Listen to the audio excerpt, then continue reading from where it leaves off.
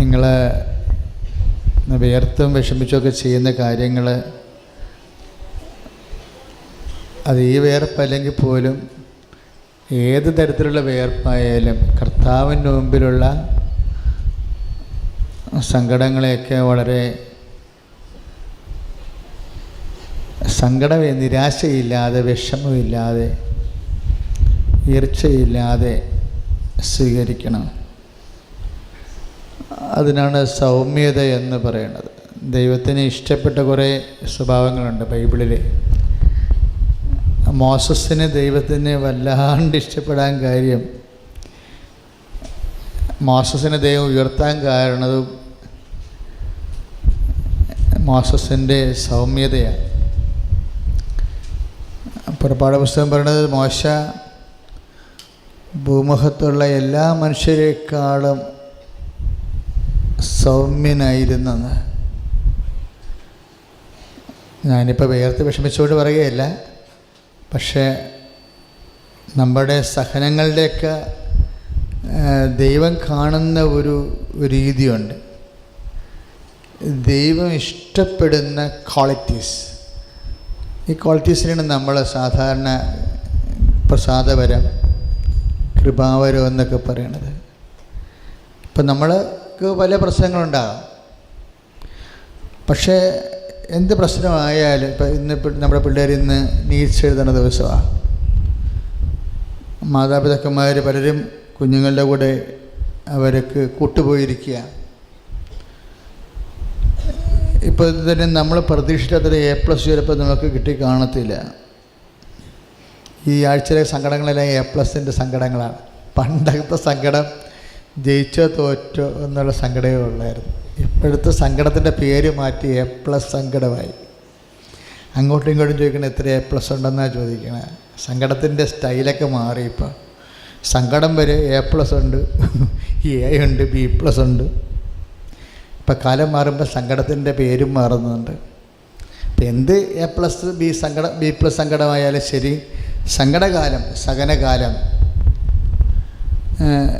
ദൈവം മുന്നിൽ ഉദ്ദേശിക്കുന്നുണ്ട്. ഇങ്ങനൊരു കാലം നമുക്ക് ഇന്നവിറ്റബിൾ ഈവിൾ പോലെ എടുത്ത് ഒഴിവാക്കാൻ പറ്റാത്ത തിന്മ പോലെ ചില സങ്കടങ്ങളെ ദൈവം നമ്മുടെ ജീവിതത്തിൽ പ്രീസപ്പോസ് ചെയ്യുന്നുണ്ട്. അത് പ്രീസപ്പോസ് മുൻവിധിയോടുകൂടി കണ്ടുകൊണ്ടാണ് ബൈബിള് ബിൽഡപ്പ് ചെയ്തിരിക്കുന്നത്. അതിലൊന്ന് സൗമ്യതയാണ്. സൗമ്യത എന്ന് പറയുമ്പോൾ എന്താ? ഇപ്പോൾ മോസസിൻ്റെ സൗമ്യതയെ ദൈവം അംഗീകരിക്കുന്നു. ഇപ്പം സ്നേഹവും നമുക്കറിയാം. സ്നേഹത്തിൻ്റെ അകത്ത് സഹനം ചേരുമ്പോൾ ക്ഷമയുണ്ടാകുന്നു. ക്ഷമയിൽ പ്രത്യാശ കയറുമ്പോഴാണ് ഈ സൗമ്യത ഉണ്ടാകുന്നത്. സൗമ്യത ഒരു കോമ്പോണൻ്റാണ്. അതിൽ തന്നെ അതൊരു മിശ്രിതമാണ്. ഈ മോസസിനുണ്ടായിരുന്നെന്ന് പറയണത് ഈ സൗമ്യതയാണ്. ഇപ്പം നിങ്ങൾ ഓരോ കാര്യങ്ങൾക്ക് വേണ്ടി പ്രാർത്ഥിക്കുന്നുണ്ട്. ഇപ്പോൾ പ്ലെയിൻ വന്നു, പക്ഷേ ലാൻഡ് ചെയ്യാൻ പറ്റണില്ലല്ലോ. ഇപ്പോൾ കഴിഞ്ഞ ദിവസങ്ങളിൽ മുഹമ്മയിൽ ഒരു പ്ലെയിൻ ഇറങ്ങി. മുഹമ്മദ് എന്ന് പറഞ്ഞാൽ കിഴക്കവശത്തെ സ്ഥലമാണ്. അവിടെ പ്ലെയിൻ ഒന്ന് ഇറങ്ങി. ടി വിയിലൊക്കെ കുറച്ച് വാർത്ത ഉണ്ടായിരുന്നു. പക്ഷേ നമ്മുടെ സാധാരണ എയർലൈൻസ് അല്ല. കേടായപ്പോൾ ഹെലികോപ്റ്ററായിരുന്നു. ഹെലികോപ്റ്ററാണ് പോണ വഴിക്ക് ട്രിവാൻഡ്രത്ത് നിന്ന് കൊച്ചിയിൽ നിന്ന് പോണ വഴിക്ക് പോകുമ്പോൾ കേടായി.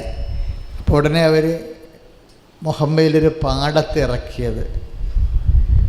പിന്നെ നന്നാക്കി റിപ്പയർ ചെയ്ത് പോയി. പക്ഷെ നമ്മുടെ എയർലൈൻസ് നമുക്കതുപോലെ ഇറക്കാൻ പറ്റത്തില്ല. ഹെലികോപ്റ്റർ ഇതുപോലെയുള്ള ബുദ്ധിമുട്ടില്ലാത്ത സ്ഥലത്തേക്ക് ഇറക്കാം. അപ്പോൾ ദൈവം അനുഗ്രഹം തന്നാൽ ലാൻഡ് ചെയ്യാൻ നമ്മുടെ എയറോഡ്രോം ശരിയായില്ലെങ്കിൽ അത് പണിയായിരിക്കും. ഇപ്പോൾ നിങ്ങൾ ഉടമ്പടി ചെയ്തു, ദൈവം അനുഗ്രഹം തരാൻ തയ്യാറാണ്. പക്ഷേ ലാൻഡ് ചെയ്യാനുള്ള എയറോഡ്രോം ഇല്ല. അവിടെ കുണ്ടും കുഴിയും ചെള്ളയും ഒക്കെ ആണെങ്കിൽ എങ്ങനെ ലാൻഡ് ചെയ്യും? ദൈവം എപ്പോഴും ഈ ഒരു പ്രതലത്തെക്കുറിച്ച് എപ്പോഴും ബൈബിൾ ചിന്തിക്കുന്നുണ്ട്. ഒരു പ്രതലം, ദൈവാനുഗ്രഹം വരണമെങ്കിൽ എയറോഡ്രോം അല്ലെങ്കിൽ കർത്താവിൻ്റെ കാലത്ത് എയറോഡ്രോം ഇല്ലായിരുന്നു. പക്ഷേ എയറോഡ്രോം പോലെ ഒരു സ്പേസിനെ കുറിച്ച് വചനം ആലോചിക്കുന്നുണ്ട്. മുകളിൽ നിന്ന് വന്ന സംഭവങ്ങളെ സ്വീകരിക്കാൻ പറ്റുന്നൊരു സ്പേസ്. മുകളിൽ നിന്ന് പറയുന്നത് വിതക്കാരൻ പുറപ്പെട്ടു അല്ലേ. പിന്നെ സ്പേസാണ് പറയണത്. സ്പേസ് പ്രധാനപ്പെട്ടതാണ്. ഇപ്പോൾ നമ്മൾ മത്തായിയുടെ സുവിശേഷം 13-ാം അധ്യായം തൊട്ട് അതിങ്ങനെ വായിച്ച് വരുമ്പോൾ 13 തൊട്ട് 39 വരെ വരുമ്പോൾ 13 തുടങ്ങണം. മത്തായിയുടെ സുവിശേഷം 13 തുടങ്ങുന്നതാണ്. വിതക്കാരൻ വിതക്കാൻ പുറപ്പെട്ടു, കുറേ വിത്തുകൾ മുൾപ്പടർപ്പിൽ വീണു, സ്പേസാണ്. കുറേ വിത്തുകൾ വഴിയരികിൽ വീണു, മറ്റു കുറേ വിത്തുകൾ പാറപ്പുറത്ത് വീണു. അപ്പോൾ അതിനെക്കുറിച്ചൊക്കെ എല്ലാം അതിൻ്റെ കൊണോട്ടേഷൻസ് എല്ലാം പറഞ്ഞിട്ട് അതിൻ്റെ നിഗൂഢാർത്ഥങ്ങളെല്ലാം പറഞ്ഞതിന് ശേഷം എന്താണ്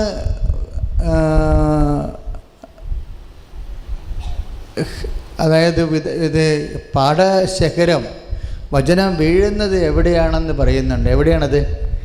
ഹൃദയത്തെക്കുറിച്ചാണ് പറയുന്നത്. ആ സ്പേസ്. ഇപ്പോൾ ദൈവം ലാൻഡിങ് ആയിട്ട് വച്ചിരിക്കുന്ന സ്പേസ് ഹൃദയമാണ്. ഇപ്പം ഞാനിപ്പോൾ എയറോഡ്രോം എന്ന് പറഞ്ഞതേ ഉള്ളൂ. പക്ഷേ പഴയ കാലമായാലും പുതിയ കാലമായാലും ഒരു സ്പേസ് ഉണ്ട്. അനുഗ്രഹം വരണമെങ്കിലേ അത് ലാൻഡ് ചെയ്യാൻ പറ്റും. ആ സ്പേസ് വ്യത്യസ്തങ്ങളായിട്ടാണ് പറയണത്. എന്ന് പറയും, ചിലയിടത്ത് വിതച്ചിട്ട് 30 മേനി, ചിലത് 60 മേനി, ചിലത് 100 മേനി എന്ന് പറയും. അപ്പോൾ എന്താ, സ്പേസിൻ്റെ ക്വാളിറ്റി അനുസരിച്ചിട്ടാണ് വിളവ് കൂടുകയും കുറയുകയും ചെയ്യുന്നത്. ഇവിടെയാണ് നമ്മൾ സൗമ്യതയെക്കുറിച്ച് ചിന്തിക്കാൻ ബാധ്യസ്ഥരായി മാറണത്. സൗമ്യത നല്ല സ്പേസാണ്. 100 മേനി വിളവ് ചെയ്യാൻ പറ്റും. ഇപ്പോൾ ഉദാഹരണത്തിന് 30 മേനി എന്ന് പറഞ്ഞാൽ എന്താണ്? ഒരു ഗോതമ്പ് മണി ഇട്ട് കഴിഞ്ഞാൽ ആ കതിര് 30 എണ്ണം ഉണ്ടാകും. ആ കതിരിൽ കർത്താവിൻ്റെ കാലത്തെ കാർഷികമായിട്ടുള്ള രംഗമാണ്. ഇപ്പം മാറിയല്ലോ. ഇപ്പം നമ്മളുടെ നെല്ലൊക്കെ 300 എണ്ണമുള്ള 300 മേനിയാണ് ഇപ്പോഴ്. ഇപ്പം ശാസ്ത്രമൊക്കെ ഇപ്പോൾ ജനറ്റിക്സൊക്കെ വന്നില്ലേ, അപ്പോൾ വ്യത്യാസം വന്ന്. അതുകൊണ്ട് പഴയ കർത്താവിൻ്റെ കാലത്ത് 100 മേനി ഇപ്പോഴ് 300 മേനിയായി. ഒരു കതിര് വീണാൽ ഒരു നെല്ല്, ഒരു വിത്തിന് 300 കതിരുമണികളായി. അതാണ് 300 മേനി. കർത്താവിൻ്റെ കാലത്ത് 30 ഉണ്ടായിരുന്നു, 60 ഉണ്ടായിരുന്നു, പിന്നെ 100 ഉണ്ടായിരുന്നു. 100 ഏറ്റവും കൂടുതൽ. അപ്പോൾ ഈ മേനി വിളവുകളുടെ താരതമ്യങ്ങൾ എന്തിനെ അടിസ്ഥാനപ്പെടുത്തിയിരിക്കുന്നു? അത് വിതക്കപ്പെടുന്ന സ്ഥലത്തിൻ്റെ സ്വഭാവത്തെയാണ് അടിസ്ഥാനപ്പെടുത്തിയിരിക്കുന്നത്. ഞങ്ങളൊക്കെ ഈ കൃപയുടെ ദൈവശാസ്ത്രം പഠിക്കുമ്പോഴും ഫണ്ടമെൻ്റൽസ് പറയണത് ഗ്രേസ് ബിൽട്ട് അപ്പോൺ നേച്ചർ. എവിടെയാണ് കൃപ അപ്ബിൽഡ് ചെയ്ത് വരുന്നത്? അത് പണിയപ്പെട്ട് വരുന്ന കൃപ വളർന്നു വരുന്നത് എവിടെയാണ്? Built upon nature. ഈ നേച്ചർ എന്ന് പറയുന്നത് എന്താണ്? പ്രകൃതി, നമ്മുടെ സ്വഭാവം ശ്രദ്ധിക്കണം. സ്വഭാവമാണ് നല്ല. അതാണ് സ്വഭാവം. ഇപ്പം നമ്മൾ ഉടമ്പടി ചെയ്ത് പോകുന്ന ഉടമ്പടിയെ സംബന്ധിച്ചിടത്തോളം ഇന്ന് നമുക്ക് ലഭ്യമായ രീതിയിൽ ഒരു മനുഷ്യൻ്റെ സ്ഥലകാലത്തിൻ്റെ മേൽ